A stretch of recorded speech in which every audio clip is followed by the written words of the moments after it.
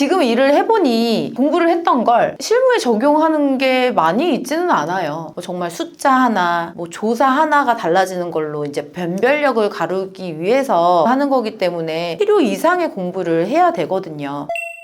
미팅 갔다 왔습니다. 1편을 안 보신 분들도 있을 것 같아서 다시 인사하겠습니다. 안녕하세요. 이파인드 정유주입니다. 저는 대학교 때 산업디자인을 전공을 했거든요. 지금 공인중개사 일을 하고 있다고 하면 되게 의아해해요. 왜 제가 자격증을 취득하게 됐는지 설명을 드리겠습니다. 처음에는 자격증을 먼저 딴 건 아니고요. 제가 집을 사야겠다라는 생각이 들어서 집을 알아보니까 제가 갖고 있는 현금으로 집을 살 수가 없는 거예요. 그래서 내가 갖고 있는 돈으로 부동산 투자를 뭘 해야 될까 생각을 하면서 경매를 공부를 했고요. 그 다음에 분양권도 공부를 했어요. 그래서 이제 공부를 한 거를 투자를 시작을 하면서 부동산에 대해서 입문을 하게 됐고, 경매에도 낙찰을 받고 분양권도 당첨이 됐거든요. 그때 저를 알려주신 멘토분께서 유주 씨는 부동산 일을 잘할 것 같아 라고 말씀을 주시면서 공인중개사 자격증을 한번 따보고 그쪽으로 직업을 전환하는 게 어때? 라고 말씀을 주셔서 그때부터 제가 공부를 시작하게 됐습니다. 코로나 때 공부 시작하셨다고 하시는데 네, 공부를 해야겠다 싶을 때 코로나가 터졌어요. 4월 달부터 이제 시작을 했는데, 사실 제가 4월, 5월 달에 코로나 봉사활동을 갔어요. 거기서 8시간 봉사를 하고 또 격리를 해야 됐다 보니까 8시간 일을 하고 16시간 동안은 거기 대구의료원 다른 병동에서 생활을 하면서 8시간 자고 8시간은 그냥 인강을 듣는 시간이었어요. 코로나 도움을 좀 받으셨겠네요. 갈 데가 없어가지고. 네, 친구들이 놀자고 안 하더라고요. 그래서 공부에 조금 더 매진했던 것 같습니다. 봉사활동 끝나고 제가 5월 말쯤에 왔거든요, 서울에. 6월 달부터 6, 7, 8, 9, 10, 한 5개월간은 집중적으로 정말 엉덩이 싸움을 했던 것 같아요. 하루 일과라든지 루틴 같은 거 정해놓은 거 있으셨어요? 그럼요. 5과목이잖아요. 실질적으로 6과목이긴 하지만 저는 월, 화, 수, 목, 금 이렇게 해서 하루에 한 과목씩, 처음에는 이렇게 공부를 했고요. 좀 지나고 나서는 하루에 2과목씩. 오늘은 1차 공부를 했으면 그 다음 날은 2차 과목에 2과목. 그리고 마지막 한두 달은 그냥 5과목을 시험을 그냥 봐요. 내가 시험 볼 시간에 그 과목을 공부를 하는 거예요. 시험을 보고 나머지는 내가 오답 노트를 정리하는 시간을 가졌어요. 중개시험 과목 내에 갑자기 바뀌는 내용이라든지 이런 개정되는 부분? 네, 개정되는 부분이 있었어요. 중개사법이 아마 개정이 돼서, 제가 시험이 10월 말인데 9월에 개정이 된 거예요. 그러면 그것도 시험에 반영이 돼요. 그래서 개정된 걸로 공부를 합니다. 인강이냐 아니면은 학원을 가야 되냐? 저는 사실 학원을 가고 싶었어요. 왜냐면 현장감을 느끼고 싶었고 부동산에 관해서도 조금 여쭤보면서 교류를 하고 싶었는데 코로나가 딱 터진 거예요. 그래서 인강밖에 못했어요. 근데 돌이켜보니까 인강이 장점이 되게 많은 것 같아요. 잠깐 멈추고 다시 되돌릴 수도 있고 1.5배속, 2배속, 저는 이렇게 좀 성격이 급해서 막 돌려서 봤거든요. 물리적인 것도 그렇고 여러모로 저는 인강을 추천드립니다. 학원을 가야지만 공부를 한다, 내가 의지가 약해서 인강은 안 듣는다, 그렇게 생각하시면 자격증 시험을 보면 안 돼요.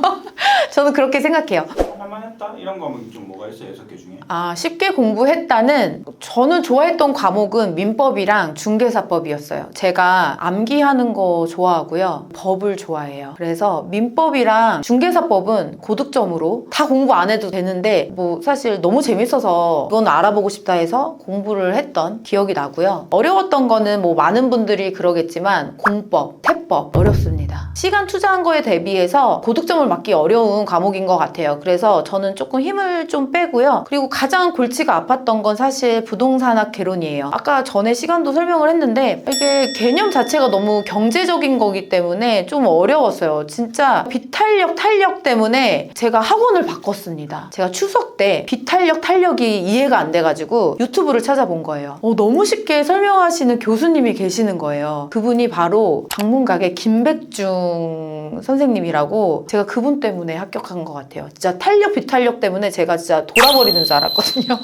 부동산학개론은 학원 바꾸는 걸로 극복을 하셨는데 네. 다른 거 어렵다고 하셨던 공법이나 세법은 좀 어떻게 공부하셨어요? 제가 이해가 안 되는 부분이 있으면 저는 유튜브로도 검색을 해요. 조금 더 찾아봤던 것 같아요. 저 강사 추천 자신 있게 해드릴 수 있어요. 1차 과목은 김백중 선생님. 제가 생각했을 때 저 같은 경우는 사실 그렇게 어렵지 않은데 나이 많으신 분들이 공부하시기에는 요령이 많이 필요하잖아요. 김백중 선생님께서 선생님께서는 문제 푸는 방법을 알려주시더라고요. 2차 과목은 에듀윌 임선정 선생님 추천드리고요. 공법은 유명한 선생님 있는데 갑자기 생각이 안 나네요. 기억났습니다. 고상철 선생님이라고, 고상철 프로님이라고도 많이 하시던데 추천드립니다. 박문관 선생님 괜찮습니다. 세법도 박문각 정석진 선생님 추천드립니다. 이 선생님들이 많이 있는 박문각 한 100번 얘기한 것 같은데 강의만 듣는 건 사실 내게 아니거든요. 기출문제와 모의고사를 저는 진짜 무한 반복했어요. 내용이 워낙 광범위하거든요. 그렇다 보면 그 내용을 다 인지를 하고 문제를 푼다라기보다 몰라도 돼요. 처음에 10점, 20점 맞아도 그냥 풀어요. 그리고 그 문제를 나만의 오답 노트를 만드는 거예요. 그 개념이 이해가 안 돼. 그러면 그때 가서 찾아봐서 이해가 안 되는 부분을 정리를 하고, 이런 방식으로 문제를 푸셔야 되고, 핵심 키포인트는 기출문제와 모의고사, 문제 푸는 요령이 정말 중요하거든요. 왜냐면 이 시험은 딱 100분입니다. 과목당 50분이 할애가 되는 건데 40문제거든요. 한 과목당. 그러면 문제 보자마자 그냥 답을 찍어내야 돼요. 생각할 시간도 없어요. 그러다 보니까 이런 요령이 정말 중요하고요. OMR 카드 작성하는 법도 연습을 꼭 하셔야 됩니다. 제가 자격증을 취득하려고 했던 이유는 투자가 재밌어서 공부를 하고 싶어서 했거든요. 근데 시험을 보시고 자격증을 따시는 이유를 한번 본인 스스로 생각을 해봐야 될 것 같아요. 이거는 투자 이런 거랑 관계가 없어요. 정말 일을 하려고 자격증 취득을 해야 되는 거기 때문에 투자 관점에서 지식을 쌓는다라고 생각을 하셔서 부동산 자격증을 취득하시는 거는 저는 비추해요. 당연히 전문적인 일이기 때문에 전문성이 중요하지만 지금 일을 해보니 공부를 했던 걸 실무에 적용하는 게 많이 있지는 않아요. 자격증을 따기 위해서 공부를 하는 것들은 정말 숫자 하나, 조사 하나가 달라지는 걸로 이제 변별력을 가르기 위해서 하는 거기 때문에 필요 이상의 공부를 해야 되거든요. 노파심에 이렇게 설명을 드리게 되네요. 공인중개사 자격증 취득에 관한 여러 가지 사항 중에 궁금하신 사항이 있으시면 댓글을 달아주세요. 그러면 제가 그 질문에 대해서 영상으로 제작해서 말씀드리도록 하겠습니다. 다음에도 유익한 영상으로 찾아오겠습니다. 구독과 좋아요 부탁드릴게요. 안녕!